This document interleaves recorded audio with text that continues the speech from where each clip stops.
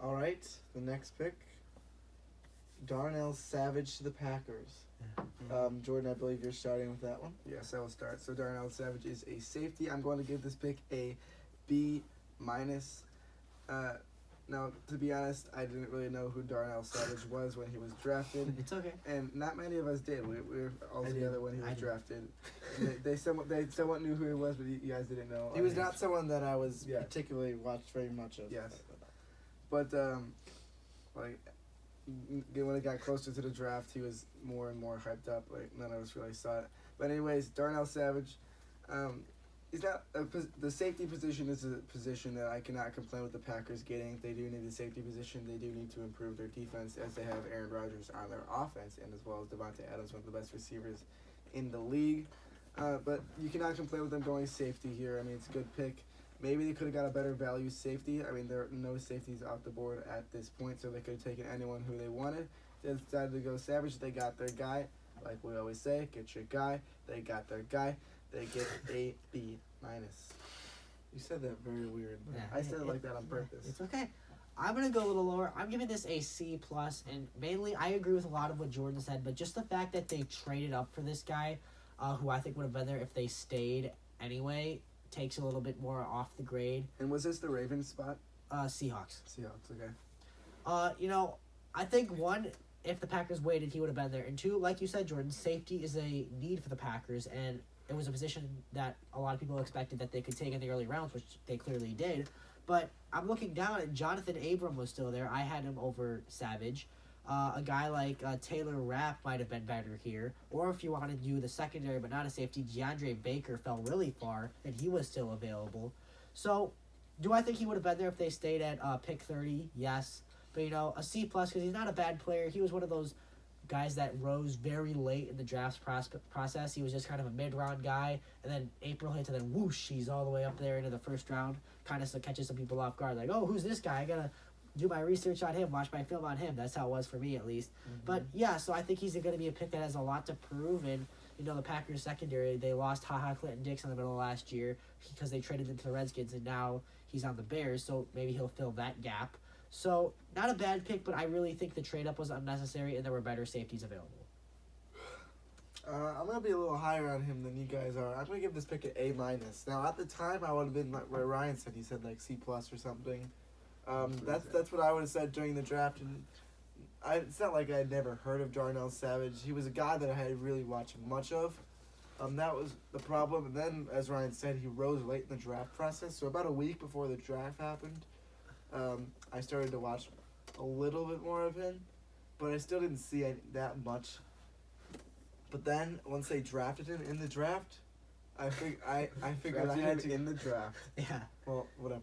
Sorry. After they drafted him that early in the draft and they traded up to get him, I was like, okay, this is after the draft. I said, I'm going to really watch this guy and see what I think, and I watched a lot of him. And at that point, I started to realize, oh my God, he's a lot better than I thought. He's definitely up there with the top safeties. I don't think they need to trade up to get him, which brings it down a little bit. As Ryan said, I think they could have got him where they were. But I think that was a pretty solid pick. And, yeah, Darnell Savage, A-. Mm-hmm. Now we move on to Andre Dillard, the tackle out of Washington State, who went to the Eagles at 22. Now, before we start saying this pick, I don't know how long this video is going, but let's just keep our things going because I feel like it's taking a while. We don't want to have you guys sitting there for 20, 25 minutes watching a video. We appreciate it if you would love to, but I'm going to stop wasting time. On there, make it fun. Yep. Yeah. As you always do. Yep. All right, so we're going to speed it up here a little bit with Andre Dillard. They traded up to get him in front of the Texans to get him. I think the Texans would have taken him if the Eagles didn't trade in front of him. I'm going to give this pick an A+. I think this was a great pick. They needed an offensive line. Andre Dillard was one of the best prospects out there, and they were able to get him at 22. Very good for them. Yeah, they traded up to get him. Yes, I said that already. I'm sure he's going to talk about that. And yes, a lot. But yeah, I think he had all the aspects of a great offensive lineman. So we're gonna get a heck of a lineman out of him in years to come. So Andre Dillard, great pick by the Eagles. A+ for me. Okay, so the Baltimore Ravens are about to pick 22nd overall. Then the Philadelphia Eagles decide to just ruin my day, right? They just come out of nowhere and just snatch Andre Dillard. I'm sure the Texans had that draft card ready. They probably had to erase his name in the Washington State stuff. They were probably very bummed out, as I was as a Texans fan. But you know what? I understand why the Eagles traded up for him. Because one, the Texans were going to take him. I am 99.5% sure of that. And two, he's just a great offensive lineman. He was Titus. What? They got Titus. Yeah, we'll get to him next. We'll talk about Titus. But he was a guy that, great offensive lineman, and really a prospect that really rose a lot throughout the first months of the draft. Had a good combine. I watched his combine film. I was impressed about that because he was a guy I watched a lot of tape of in the combine and in his games, not only as a NFL fan, but as a Texans fan, because he was definitely a guy that was linked to them a lot in mock drafts. And really just good pick by the Eagles. It hurts me to say this, but they did a really good job trading up and snatching Dillard from the Texans. That hurts, but it's the truth. Gotta say it. So really, he's going to be a great offensive lineman, and I just think that's the funny thing. He might not even start with the Eagles because of how good their offensive line is now. Yeah. And then if he goes to Houston, he's probably the best offensive lineman there. So just kind of funny at how different his situation would be in each place. But he's a Philadelphia Eagle, and I think he's going to succeed there a lot. I give this pick an A+. Yeah, and when I said that it's a position of need, I was kind of saying the offensive line is starting to get old because they've been there for so long. So Andre Dillard is probably going to be a guy that takes place of one of the tackles that leaves in the next 7 years, and going to be just as great as they are. Mm-hmm. Well, they both covered a lot of things I'm going to say, so I'm going to keep it short here. Andre Dillard is a great player. They traded up to get him. I like the move. They are aggressive. Give props to the Eagles for that. So they went up and got their guy. They jumped in front of the Texans. So all around, as I've already said this, and I'm going to say it because I already started saying he's a good player. So I give it an A+. All right. Our next pick from the Texans, Ryan's team. Oh, yeah. Titus Howard and Jordan, you can start us off with that one. Yes. So for this pick, I'm going to give it a B-. Now, the reason I stayed away from C is because they went with the right position. I remember I was watching the draft with Ryan, and he was so scared that they were going to go cornerback, and he would have been very angry. I would have. Or a secondary or something. He would have been very angry. Luckily for him, and for just Texans fans everywhere, I believe, they went to the tackle position and grabbed Titus Howard. Now, Titus Howard is someone who not many people have heard of or had it going in the first round, I should say. But obviously, he went in the first round. Now, there were still some pretty good guys available. Jawan Taylor, who ended up going in the second round. So they're just guys that they could have taken at that position that they decided not to take. So I think there are better options there. That's why they're going to get a B- for me. They went right position, wrong player. I wish the best for Titus Howard and Ryan's organization off the offensive line, as he always preaches about that. I'm sure he's going to preach about it in a second here. But I give him a B-. I'm going to go B- as well. And the thing is here, okay, Andre Dillard's on. That's fine. The offensive lineman fell a lot in this draft. I don't know why. Take Jawan Taylor or Cody Ford or Dalton Reisner. There were better options there. But as Jordan said, this was the right position for them. It had to be offensive line. I don't care if 10 offensive linemen went before you picked. You have to take an offensive line, which they did. And they took the guy that they thought was the best available. I am a skeptic, and Titus Howard is a guy that definitely has a lot to prove as we approach training camp, preseason, and then the regular season. Alabama State, I am a little bit concerned that, that's like a smaller school, so they don't always play the big-name schools that you see, like, on TV every week. But, I think that he's got a lot to prove. He does have some upside with his athleticism. He did some nice things against Auburn, according to sources I have heard. So, really a guy with a lot to prove. Not the best option, in my opinion, but clearly the Texans' offensive lineman rankings were a little different than my offensive lineman rankings. B-. Titus Howard is a guy with a lot to prove. I hope as a fan and just as an NFL fan in general that he does it. All right, I am going to agree with both of you guys. I'm going to say a B- as well for Titus Howard. I'm going to keep it super short here. As Jordan said, he put it perfectly. Right position, wrong player. Just to keep it short, that's really all it was. Better players they could have gotten. But Titus Howard should be solid. The school he went to could be a problem, given he wasn't playing against the best defenses.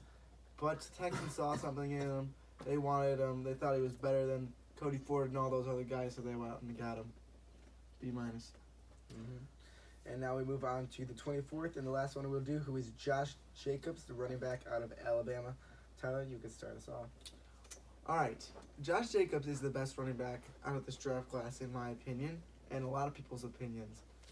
So I'm going to give this pick an A. I'm not going to say A+, though. I think they could have gone different positions. I had them getting Noah Fant in my mock draft, but obviously he was taken before. I thought they could get him in that pick. The first running back taken, this is a late pick. 24th was the first running back. You don't see that very often. They got a solid player out of him. He has fresh legs. He only played 1 year at Alabama. So that's a solid for him. But that can also be put as a negative because we haven't really seen much of him. So he might not translate too well into the NFL. I think he will, though. I think he's going to be a solid running back replacing Marshawn Lynch there, who's no longer they're back in retirement for the second time now. A for Josh Jacobs going to the Raiders. All right, Tyler would not give him an A+. I am giving him an A+. This is a great pick. This is who I had in my mock draft. Did we all have? No, you said you had Noah Fant, right? Did you? I might have had Noah I think Fant I going had at 7. Yeah, I think All right. I did too. I think we all had him going here. Okay, so really a guy that a lot of people had going here from our level and the NFL experts, which we are, just not that level. But, you know, really good pick. The Raiders have a lot of needs, and the running back position is a need with Marshawn Lynch retiring for real this time. Really, Or not. who knows? Maybe he'll come back again. Who knows? He's But like a ghost. yeah, really just you're scaring me. Really just a great guy and a great fit. I think John Gruden's going to use him in a lot of ways. And look, this running back class didn't have a Saquon Barkley-like player. They didn't have that top 5 talent. But this running back class had a lot of depth. A lot of guys that you could get from the late first to the second and third rounds. Josh Jacobs was the head of that pack. He's not quite a Saquon Barkley, but he is pretty solid at what he does. He can run. What I noticed about him when I watched him on tape, he is a guy that, look, he's not going to break off 40-yard runs all that much, but he will get you 5 yards if you need it. And if you are up by a touchdown with 4 minutes left and you're trying to burn out the clock, he is your guy. If you're just trying to pound and play with the chains and just pound and have a really run-heavy offense at a certain point in the game, he is your guy. Look, is he always going to burst down the field and score a touchdown like Saquon does and Kamara does and all these elites do? No, he's a different type of running back. He's a 5 yards per carry guy that'll keep up with the chains, and people will notice that when he comes to the NFL. He should be their number 1 running back week 1. Great pick. A+, would not have done anything else. That was a very solid point you made about that, Josh Jacobs. That's something I realized too. And I think if the Raiders are in 3rd down and 5, that he can be someone they can trust to get those yards. They don't necessarily have to pass. If John Gruden is not comfortable with Derek Carr throwing the ball, they can easily just run it with Josh Jacobs. So that's a huge positive as well, Jordan. Well, I'm going to try to keep it short and sweet here. I was in between an A and an A+. Ryan had swayed me towards the A+, because this is exactly the pick that I would have made if I were the Raiders, and I can't give that any worse because, I mean, it's the pick that I would have made. So it's an A+ to me because it's my opinion. So, really not much else to say besides what they said. I'll repeat a few things. I think he was the best running back in the class. A good spot for him. He fell later than other running backs, like Tyler did say. Good player. He's going to be a good player for the Raiders and that offense. Someone, they have their quarterback. They have Antonio Brown receiving core. They needed that running back. They got that running back. So I believe that's the good pick, an A+ for the Raiders. All right, so that is going to conclude our 3rd draft analysis video. Thank you guys for watching. Make sure to comment the grades you thought for each player. Make sure to like the video and subscribe to see more of our expert analysis. Oh, yeah. As Ryan was talking about Just before. not at that level. Yep. Someday Hopefully we'll be. one day. Yes. Someday. We're hoping. We're praying. Anyways, we'll see you guys later. See ya. Bye.